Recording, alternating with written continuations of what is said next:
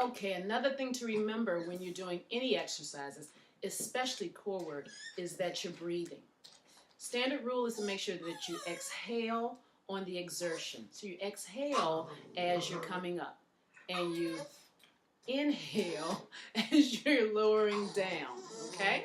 These next set of exercises we're going to do, we're still in a supine position, okay? We're going to leave, I should say, pick up where we left off.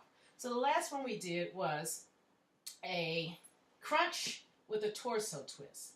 This time we're going to extend that a little bit, and we're going to do a crunch with a torso twist, but we're also going to bring our knee to the elbow. Okay? So you are going to engage that elbow, move that elbow a little more. Okay? So, up and meet. Up and meet. Whereas both shoulders are coming off the floor, the non-working arm, I should say, remains in contact with the floor. Up and meet. Up and meet. And you're really going to feel that in the obliques. Okay? The other one we're going to do is a reach. So with a reach, you can have your legs bent.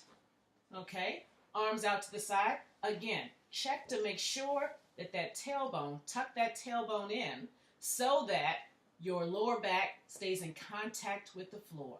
Okay?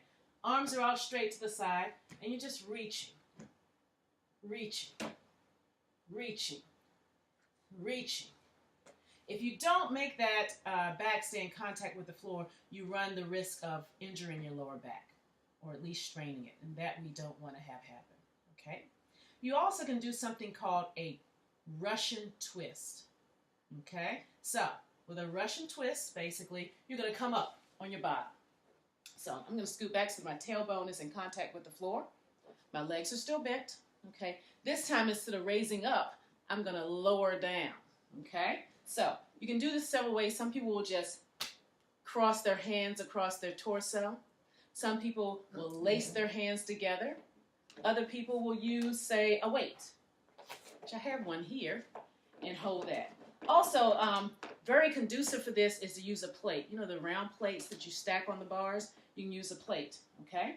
So I'm going to use this weight, and I'm going to lower down till I'm about 45 degrees, hovering above the ground, okay? 45 degrees. I'm not coming all the way down. My legs are still about hip distance apart. I'm holding my weight, and I'm going to twist my torso this way and twist my torso that way. Right and left. And even though your arms are going in the direction of your torso, you're twisting with your torso, not your arms, because we are working the core. You're also doing slow and controlled movements. Sometimes you'll see people just twisting away like a corkscrew. That is not the idea. You aren't really working the muscle that way. Not to mention that you really run the risk of injuring yourself when you do that. Okay, so slow and controlled movements. The next exercise we're going to do, we're going to get rid of this weight.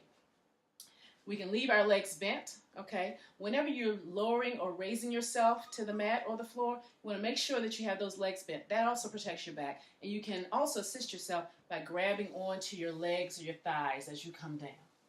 Okay, so we're back on the floor. Our legs are bent. These are called hundreds. Our hands are out to our side. We're going to raise our shoulders up off the floor. Our head and our neck is in neutral, and we're going to pulse these arms. They call hundreds because you're going to pulse them 100 times. Pulse them 100 times, okay? Hundreds. They really, really, really work the entire rectus abdominis.